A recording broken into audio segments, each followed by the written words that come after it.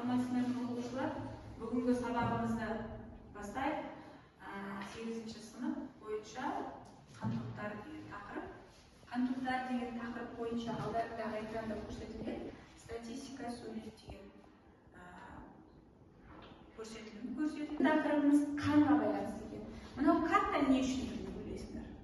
Ол елдердің әр жердегі орналасқан адамдардың, нәсілдердің қандары барлық адамда бірдей. Осы мемлекеттердегі адамдардың қан топтарына байланысты статистика екен. Әлемдік зерттеуден алынған. Ал бүгінгі тақырыбымыз дәптерлеріне жазып қойыңдар. Қан топтары, қан құю, резус фактор, агглютинация және резус конфликт деген тақырып.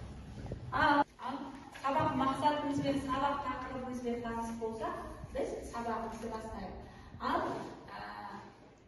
YouTube каналдан кішкене көрсетілім көріп алайық. Ғасырдың бас кезінде адамда 4 түрлі қан тобының бары анықталған. 0 бірінші, А екінші, Б үшінші және АБ төртінші. Эритроциттердің бетінде ерекше молекулалар қан топтарының антигендері болады.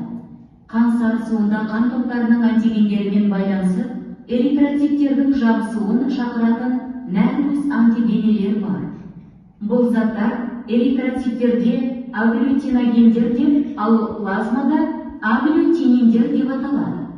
Агглютиногендердің екі түрі А және Б. Сонымен қатар агглютининдердің де альфа үдерісте қанның жасушалық элементтері түйіршіктер түрінде жабысады, тұнбаға түседі.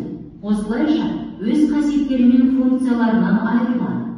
Мұнда альфа агглютинині тек А агглютиногенін, бета агглютинині тек Б агглютиногенін жабыстырады.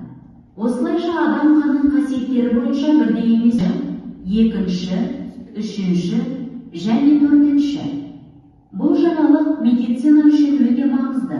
Себебі егер 0 қан тобы бар адамға кез келген басқа топтың қанын құйса, қандағы эритроциттер жабысып бұзылады. Нәтижесінде адам өліп кетуі мүмкін. Топтар көрсетіліп көріп алдық. Сонымен балалар қан топтарының саны қанша екен? Қан топтарының саны 4 екен. Олар қандай әріптермен белгіленген екен? Біріншісі екінші қан тобы А, үшінші қан тобы төртінші қан тобы А және Б деп белгіленген. Алдарында тұрған қан топтары рем цифрымен белгіленеді. Мынау тұрған қан топтары қан бере алатын қан топтар деп айтылады. Мынау қан ала алатын қан топтар деп айтылады. Біз анау тақтадағы көрсетілген сызба бойынша универсал донор қай қан тобы екен? Бірінші қан тобы универсал донор, әмбебап қан беруші. Төртінші қан тобы аталады әмбебап қан алушы немесе әмбебап реципиент. Яғни бұл қан топтары неліктен бір-біріне қан беру алу бойынша сызбалар көрсетілген. Соған тоқтайық. Бірінші қан тобы әрдайым екінші, үшінші және төртінші қан тобына қан беруге бейімделген. Сонда қан беру. Енді екінші қан тобы бере алады тек қана төртінші қан тобына және бере алады үшінші қан тобы төртінші қан тобына. Енді осы қан беру бойынша бірінші қан тобы әмбебап донор болатын болса, төртінші қан тобы әмбебап реципиент болады. Беруші деп жаттаймыз. Қан алушы, беруші. Неліктен бұл жүйе қалыптасты балалар? Бұл жүйе қан беру, қан жоғалту жағдайында міндетті түрде науқасқа қан беру барысында ертеде қан топтары анықталмай тұрған кезде көптеген өлім болған екен. Ол не үшін десеңдер, ол жағдайда қан эритроциттері агглютинация деген процеске ұшыраған. Ол аталады агглютинация. Жаңа видеода видеодан көрдіңдер, ол жерде айтылып жатыр, қанның эритроциттері жабысып қатып қалу дейді. Қан эритроциттері жабысып қатып қалатын болса, ол қан тамырдан қан айналымға түспейді. Сөйтеді тасымалданбайды. Не тасымалданбайды? Маңызды зат оттегі тасымалданбайды. Айтып отырыңдар, мен жазып отырмын. Бірінші қан тобы қандай белгімен белгіленеді? Санмен белгіленеді. Рим цифрының 1 деген таңбасын белгілейді. Екінші қан тобы ше? 2. Үшінші қан тобы 3. Төртінші қан тобы 4 деп белгілейді. Енді бұл қан топтарында эритроциттерінде агглютиногендер деген нәруыз болды. Ол нәруыздарды бірінші қан тобында О немесе Н деп белгіленеді. Екінші қан тобында А немесе А, О, яғни мынау гомо, мынау гетеро, әртекті деген екі әріптің жиынтығы әртекті. Үшінші Б және Б деп белгіленді, және немесе Б, О. Төртінші қан тобы мынау қан тобындағы әйел мен еркектің үйленуі негізінде соңғы шыққан А, Б деген эритроцитіндегі нәруызға байланысты агглютиногендер деп аталатын нәруыздарға байланысты атаулар беріледі. Сонда қан тобы қанша екен? 4. Олардағы нәруыздардың атауы бойынша сандары 6. Байқауыңыз ба? 1, 2, 3, 4, 5, 6 деп белгіленеді. Енді қан плазмадан және қан жасушаларынан тұрады. Плазмадағы қан жасушаларының эритроцитіндегі нәруыздарды біз таныстық. Енді қан плазмасындағы нәруыздарға байланысты бұл жерде қан құю деген процесс іске асады. Қан құю, қан плазмасындағы нәруыздар альфа, бета деген әріптермен белгіленеді. Бірінші қан тобында альфа және бета деген плазмада нәруыз бар. Бірінші қан тобында адамдардың эритроцитінде НО деген, яғни эритроцитіндегі нәруыз жоқ болатын болса, плазмасында альфа және бета деген нәруыз болады. Енді екінші қан тобы А, О деп белгіленетін болса, одағы нәруыз бета болады. Үшінші қан тобында альфа, төртінші қан тобында ешқандай плазмасында нәруыз болмайды деп айтылады. Түсінікті ма? Жоқ деп жаза салады, жоқ деп. Сондықтан бірінші қан тобы барлық қан тобына қан беруге бейімделген, себебі оның плазмасында альфа, бета екі нәруыз кездеседі. Төртінші қан тобының плазмасында ешқандай нәруыз болмағандықтан, ол барлық қан тобынан қан алуға бейімделген. Балалар, әлем бойынша резус фактор деген қан эритроцитінде тағы бір нәруыз зерттелген. Ол макака деген маймылдың қанының эритроцитінен шыққан нәруыздың түрі деп айтылады. Нәтижесінде ғалымдардың зерттеуі бойынша еуропалықтардың 85%-ында, монголоидтардың 99%-ында резус фактор плюс деп белгіленген. Резус факторды біз О және резус факторды теріс деп айтамыз. Резус факторды оң және теріс белгілейміз.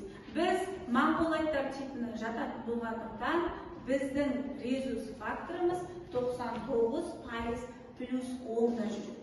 Яғни, бұл резус фактор не үшін керек? Резус фактор қан құю кезінде және жүкті ананың ішіндегі баланың резусы плюс болып, ананың резусы минус болған жағдайда резус конфликт. Жүкті ана өзі минус резус факторлы болатын болса, 1% кездеседі деп айтты, монголоидтардың ішінде өзі минус резус факторлы болатын болса, оның ішіндегі, себебі оның жолдасы плюс резусты болады ғой, оның ішіне міндетті түрде плюс резусты бала бітеді. Нәтижесінде бірінші бала дүниеге келген кезде кезде баланың резусының плюс екенін ананың қанындағы наркоздар біліп қояды. Сөйтеді де екінші, үшінші бала дүниеге келген кезде ана мен баланың арасында конфликт туындайды, ұрыс-керіс. Нәтижесінде бала түсіп тасталынады, әртүрлі процестер болады. Қазіргі таңда медицинада бұны зерттеп, яғни шешу жолдарын қарастырып жатыр. Ал біздің келесі тапсырмамыз пациентті құтқару. Балалар, алдарына өте науқас қан құю керек адам келді. Бірақ оның қаны үшінші қан тобы деп ойланады. Оған қай қан топты біз құя аламыз? Үшінші қан тобындағы адамға біз қай қан топты құя аламыз? Қалай ойлайсыздар? Бірді, және не үшін үшті деп айтатынбыз? Себебі қазіргі таңда балалар қан топтарына қарағанда өз қанын өзіне құю деген процесс қарқынды жүреді. Адам әртүрлі типтағы қандарда аурулар өте көп. Ол зерттеліп жатыр, зерттелмей жатқан аурулар бар. Сондықтан үшінші қан тобы құйылады. Және оған екіні құйған жағдайда не болады? Аглютинация. Бұл дегеніміз қан жасушасы эритроциттің неғылуы қатып жабысып қалу. Склеривание деп айтылады. Тағы да бір атау. Түсінікті ғой, иә? Сендерге кішігірім электронды зертханалық жұмыс, яғни өздерің айтып отырасыздар, қай топқа құю керек екен, сол бойынша кішкене жұмыс жасайды. Түсінікті ме? Ал кеттік. Балалар, бұл жерде науқас. Бұл науқастан қан алу керек, және екінші бір сау адамнан қан алып, біз науқасқа құю керекпіз. Сол процесс бойынша тынышталамыз. Қан алу процесінде келесі біз қанның түрлері. Мынау қай қан тобы? Бірінші қан тобы. Қай қан тобы? Екінші қан тобы. Мынау қан тобы қай қан тобы? Үшінші қан тобы. Мынау резус фактор берген. Енді біз мынау қанды бірінші қан тобына құйып көреміз. Қандай жағдай болды? Тынышталамыз. Екінші,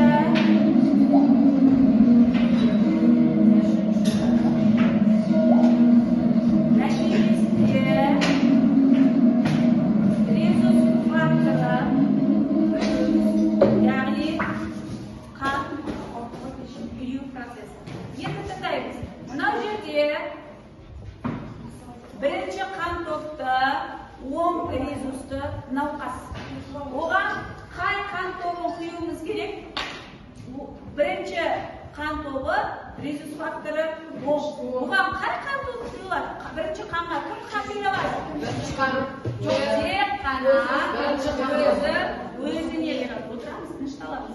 Яғни мына жерден қанды таңдай аламыз ба тобын? Бірінші қан тобын және резус факторы оңды ғана құя аламыз. Терісті құятын болсақ, аглютинация. Енді бұл екінші қан тобы болмайды, иә? Мынау төртінші қан тобы, мынау үшінші қан тобы. Мына жерде сонда бізде мынауымыз да болмайды, мынауымыз да. Біз ауыстырып көрейік, қандай қан тобы бар екен, иә? Қандай қан тобы шықты болып? Екінші тұрған. Осыны алайық және қан құятын ұяшыққа барып қояйық.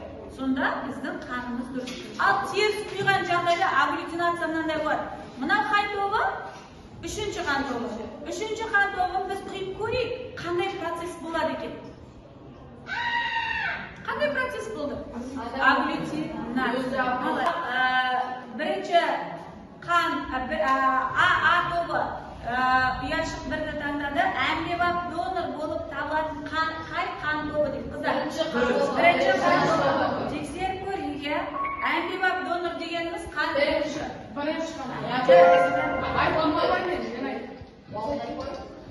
Келесі Б тобы таңдайды қай ұяшықты?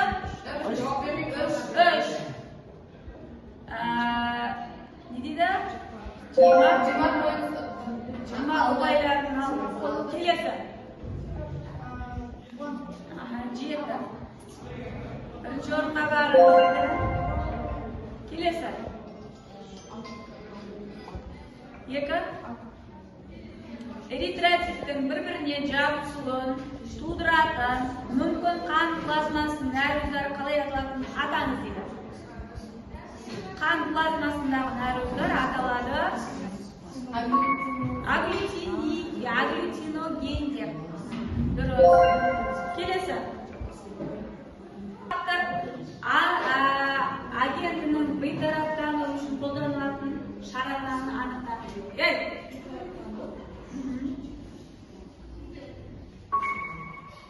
Antivirusga immunoglobulin taqayinlanadi. Kelesi 15. Aglutinogeni yo'q qon to'g'in atamiz. Qay to'pda aglutinogeni yo'q edi? 4-chi qon to'g'inida birinchi qon to'g'inda mana aglutinogeni yo'q, aglutinogeni